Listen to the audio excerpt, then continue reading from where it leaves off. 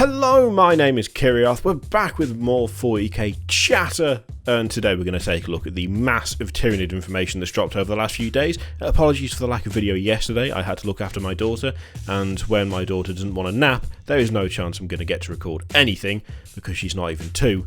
What hope have you got? There's no such thing as a silent child at that age, so just gotta hope they go to sleep, and she didn't, so I couldn't.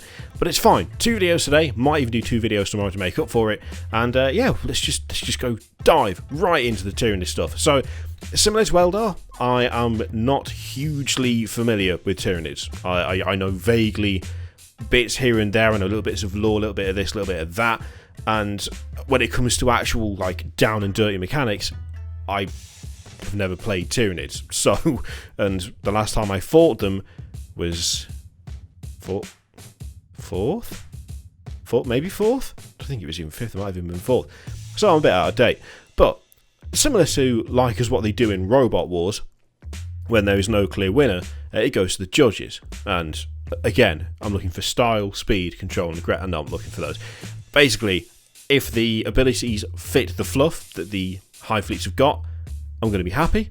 If they look interesting, if they look a little bit different, if they suit the army as a whole, I'm going to be happy. And if I read all of this and then go, oh my god, I want to build a massive army of giant Tyranid monsters, then they have succeeded beyond expectation. That is essentially what I'm looking for. And if they don't achieve it, then well, I just wouldn't do it.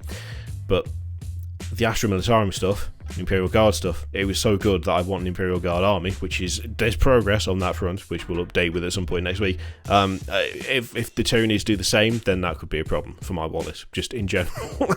So let's just go straight into it. Let's have a look at the very first one, which was the Tyranid Codex preview, Synapse, Instinctive Behaviour and Shadow in the Warp. And there's a bit of stuff to start with where they just talk about how things are different and changed and all that stuff. Don't care about that, we're going to get right into this, right into the meat of it.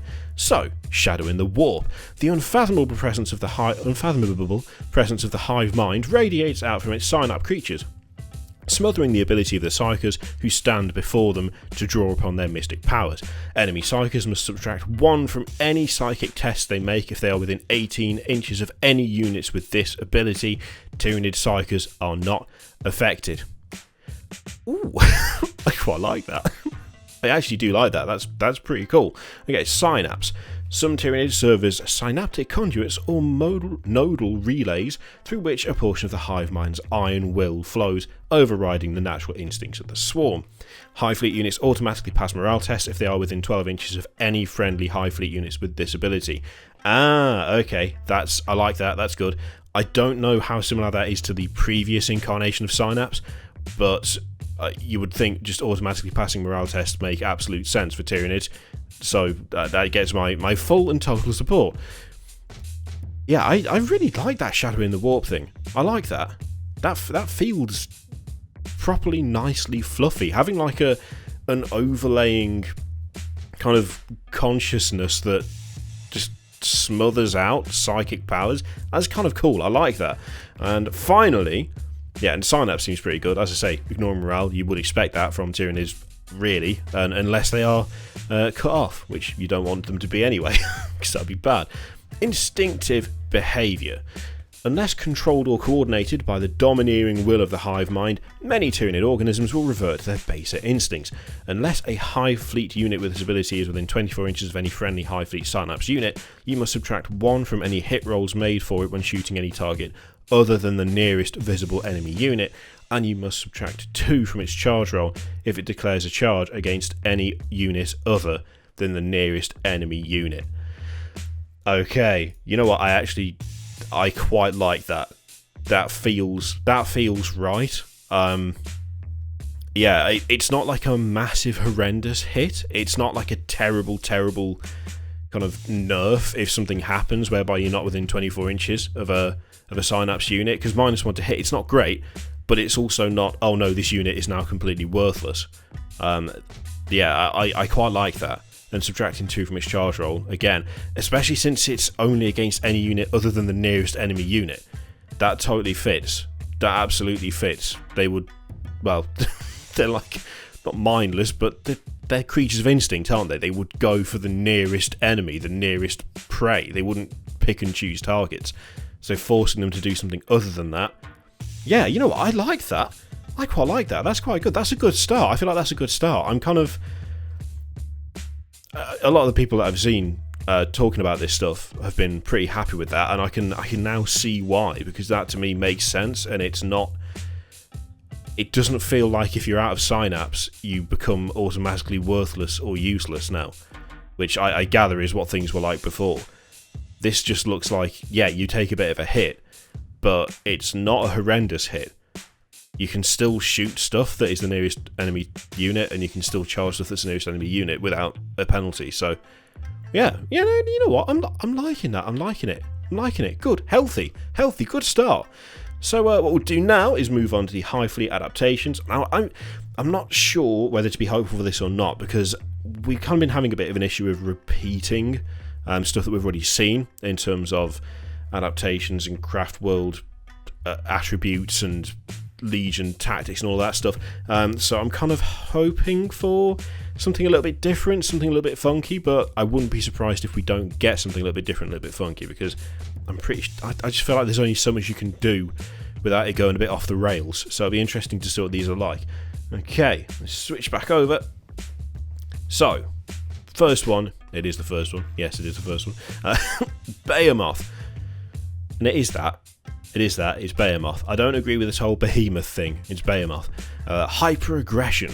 Driven by a frenzied hunger, Hive Fleet Behemoth unleashes the full might of its swarms in an overwhelming frontal assault. Sounds solid. You can re-roll failed charge rolls for units with this adaptation. Simple, as they say. Simplest traits in the Codex. But yeah, I mean, it works. Hyper-aggression and re-rolling failed charge rolls. That fits to me. That seems alright. Not massively funky, but I'll take it because it fits the description. So yeah, that works. I quite like that. Yeah, not too complex, but you never know. We might get something a bit crazy a bit later down the line. Kraken. Questing tendrils. The Kraken harries and unbalances its foes with lightning-fast flanking attacks before encircling them for the final bloody massacre. You know what, I've said it before, I love these little descriptors they put here before they actually give you the information. They get so daft with it, I love it. When a unit with this adaptation advances, roll 3 dice instead of 1 and pick the highest to add to the move characteristic of all models in the unit for that movement phase. In addition, such units can fall back and charge in the same turn. I like that. Yeah, I like that one. That's nice. I think that fits pretty well, to be honest. I mean, from the description they have given of Kraken, it fits pretty well, which I suppose in a way is cheating because they could write whatever they like and then make it fit, but yeah, that's pretty good. I like the manoeuvrability of that, and I'm always a fan of fall back and charge in the same turn, pretty much. I'm one of those people that I just love that ability, so yeah, looking good for Kraken. Out of the two, Behemoth, nice and simple, Kraken a little bit more funky, but they both seem to fit. But I have to admit, I do prefer Kraken because it seems to open it up a little bit more. It feels a little more interesting. Leviathan. Synaptic Imperative. Hive Fleet Leviathan's synaptic network is so strong that its organisms can be compelled by the hive mind to fight in spite of injuries that should have crippled or slain them outright. It's going to be feel no pain. Roll a d6 each time a unit with this adaptation loses a wound, whilst it is within 6 inches of a friendly synap unit from the same Hive Fleet. On a 6, the damage is ignored and the unit does not lose a wound. Feel no pain. Ignore this adaptation on a unit that is currently affected by the Catalyst Psychic Power. Don't know what that does yet, but okay, we'll remember that. Yeah, that seems alright. And it is, in fairness, it is Tyranid flavoured. I will give them that. It is Tyranid flavoured. It's not just a blanket thing of roll a d6. You do have to be within range of a friendly synapse unit, which I like that flavour aspect of it. I would argue that would make it not quite as effective as other examples where it's just a blanket thing, but yeah, no, I like that. I'm feeling that. It feels suitable. Gorgon. Adaptive toxins. The toxins produced by Hive Fleet Gorgon swarming creatures adapt with terrifying speed to any foe, agonising and ravaging the bodies of their unfortunate victims. Hardcore. You can re-roll wound rolls of 1 in the fight phase for units with this adaptation. Fair enough. Again, pretty simple. Universal. I'll take it. Not like hugely interesting, but yeah, it fits the description. And although I'm sure we've seen that as well before, I'm pretty sure we've seen that. I'd be shocked if we haven't seen that already. This is where it's like, this is my only criticism of this stuff, where it's like, stuff like that, yeah, it works. Yes, it is blanket. Yes, it applies to everything, which is great. But it just hasn't got that. It just doesn't bring that excitement to the army for me. Things like, I mean, Kraken, I'm liking the most so far. Whether it's actually the best is entirely up for debate, but I'm liking that more because it feels a bit more interesting. Leviathan, weirdly, despite the fact that it's not just universal across the entire army and you do have to be within 6 inches of synapse, it's got a nice feel to it. It's got a nice flavour to it, more so than I feel just re-rolling charges or re-rolling wound rolls of 1. So yeah, it's one of those things. It does fit to my mind, but it's just not kind of, oh yeah, that's cool. Do you know what I mean? Let's move on to the next one. Oh my god, how am I supposed to pronounce this? Jormungandr. That's close enough. Tunnel networks. The warrior organisms of Hive Fleet Jormungandr attack from subterranean tunnels, making them extremely difficult to target until it is far too late. A unit with this adaptation, other than units that can fly, always has the benefit of cover for the purposes of shooting attacks. If the unit advances or charges, however, it loses the benefit of this adaptation until the start of your next movement phase.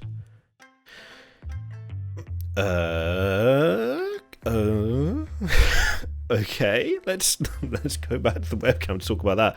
That's I don't want to say weird, but I feel like it is a bit weird because I wouldn't associate not just having the benefit of cover unless you move with the name of tunnel networks, or the idea of it being like extremely difficult to target until it's far too late. I mean, if they move,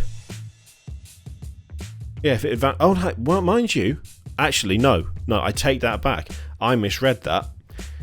It's not if it moves, if the unit advances or charges, however. That's not the same. I automatically stuck moves in theirs, but advancing and charging is not the same as moving. So, actually no, maybe that's not too bad. That's actually not too bad. Although, just how the hell is that going to work with Imperial Fists and Iron Warriors? Because Imperial Fists and Iron Warriors ignore cover, don't they? I'm pretty sure that's what their Legion / chapter tactic / trait is. It's ignoring cover. They always get cover, but Iron Warriors and Imperial Fists ignore That's going to have an FAQ or something, hasn't it? That's got to be errated, whatever it is. They've got to address that.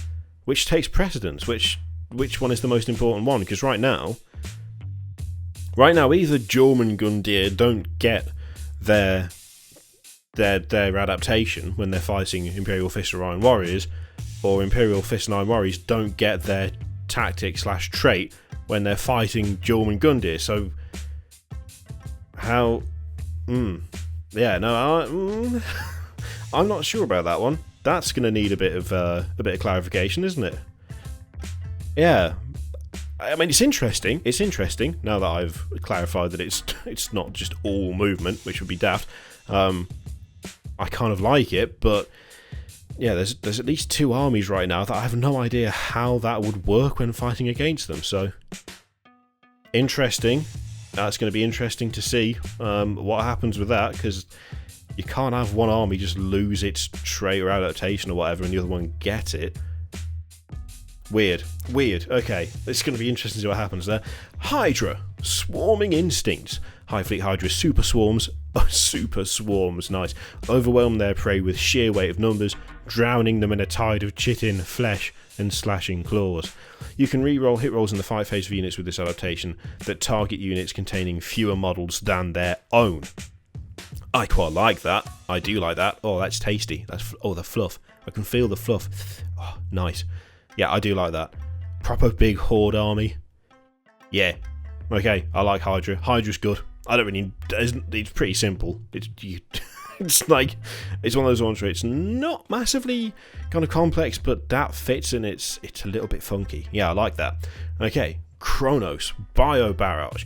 Hive Fleet Chronos obliterates its foes at range by unleashing devastating barrages of bioplasma and living missiles. You can re-roll hit rolls of 1 for units with this adaptation in your shooting phase if they did not move in the preceding movement phase. That's interesting. That's different. Oh, I quite like that. I have no idea how good that would be, but that doesn't... When I say I like that, but it doesn't feel Tyranid,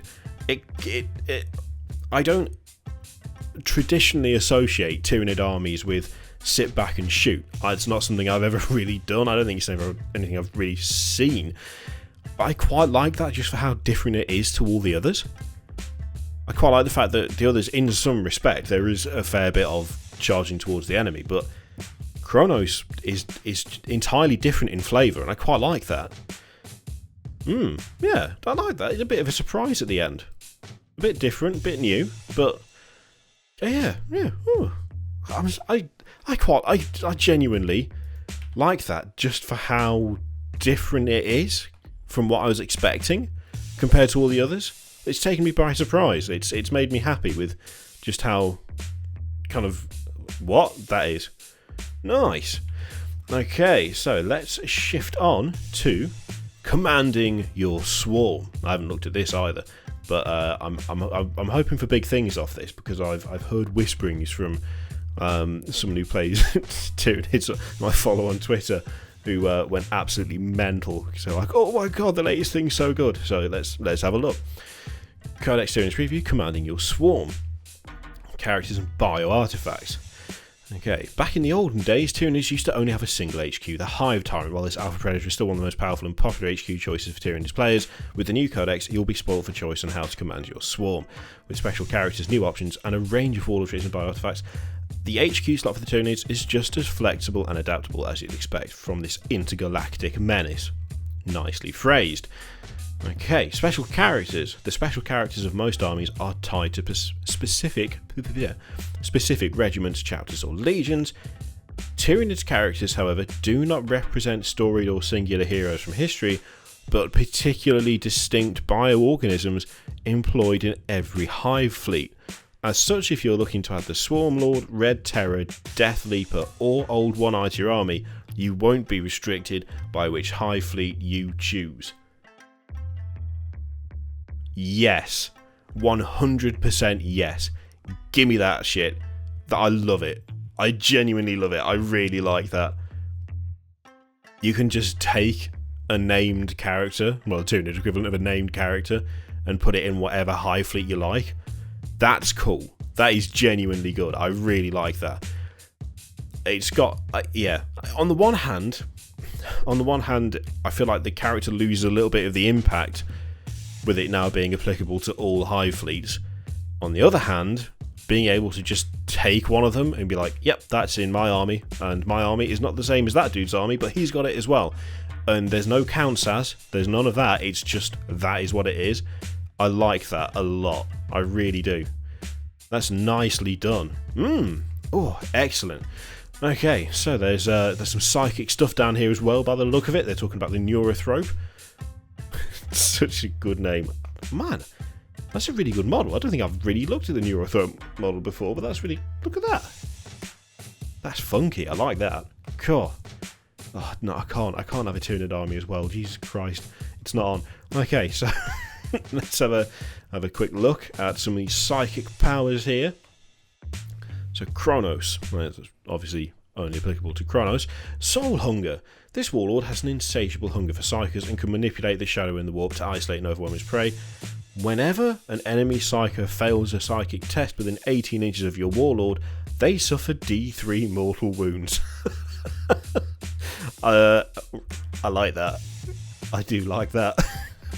That's pretty good. That's pretty funny.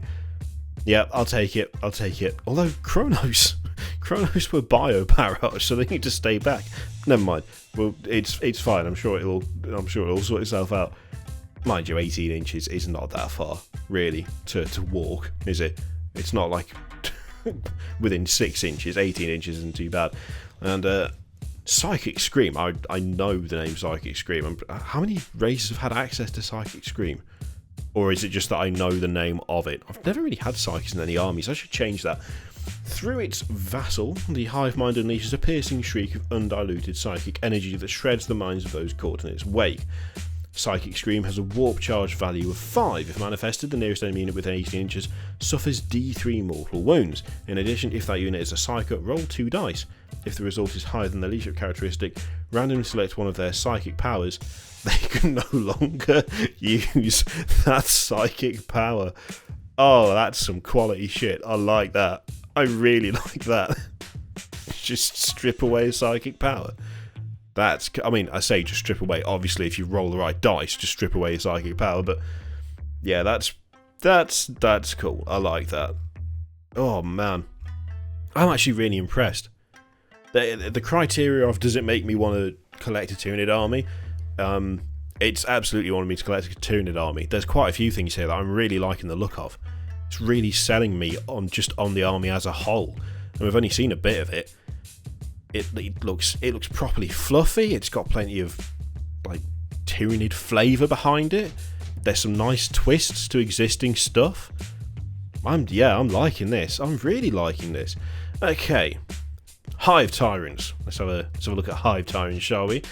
As if having a massive monster for an HQ wasn't cool enough, the Hive Tyrant has got even better. Firstly, all Hive Tyrants have their Psychic Barrier save improved, now offering a 4+ invulnerable save, and making them considerably more durable against high AP weapons.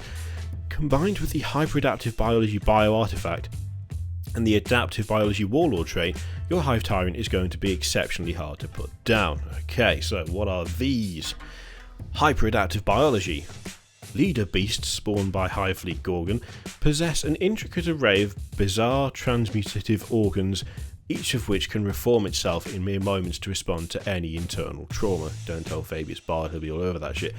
Gorgon model only. Ah, okay, so that's Gorgon specific. From the end of the first phase in which this model suffers any wounds, add 1 to its toughness for the remainder of the battle. No, nice. So, hang on. Someone fires a couple of shots into it, it loses a wound, but then it just has toughness, 1 extra toughness for the entire remainder of the fight. Alright, I like that, that's cool. Adaptive Biology. The same weapon rarely works against this warlord twice, as its alien physiology adapts at an astonishing rate to counter the attacks of the foe. From the end of the first phase in which this warlord suffers any wounds, for the remainder of the battle when inflicting damage upon the warlord, reduce the damage of the attack by 1 to a minimum of 1.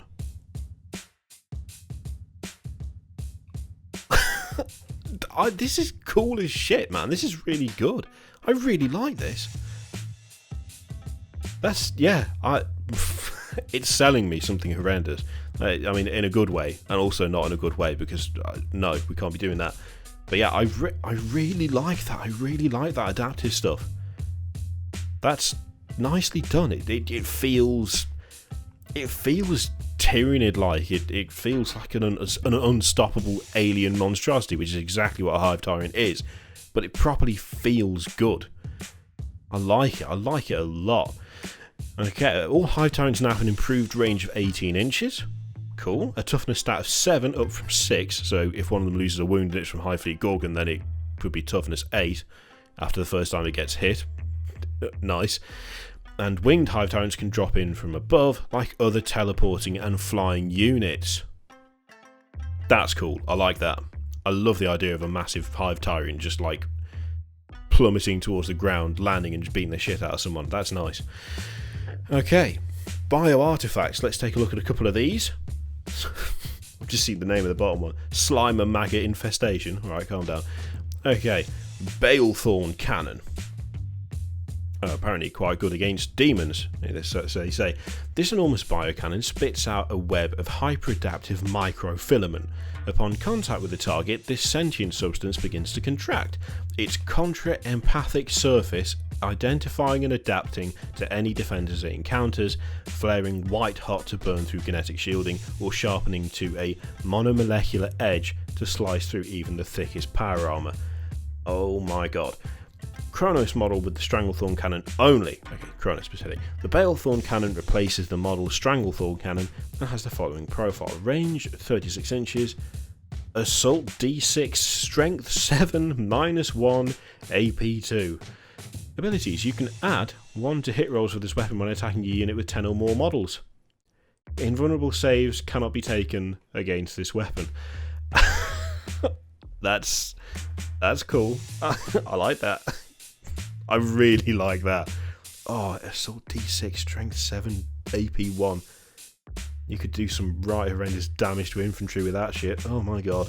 Oh, I love it. Love it. Okay. Slime and maggot infestation. Told you. Rather than individual organisms, this Death Spitter fires a wad of self-replicating slime and maggots.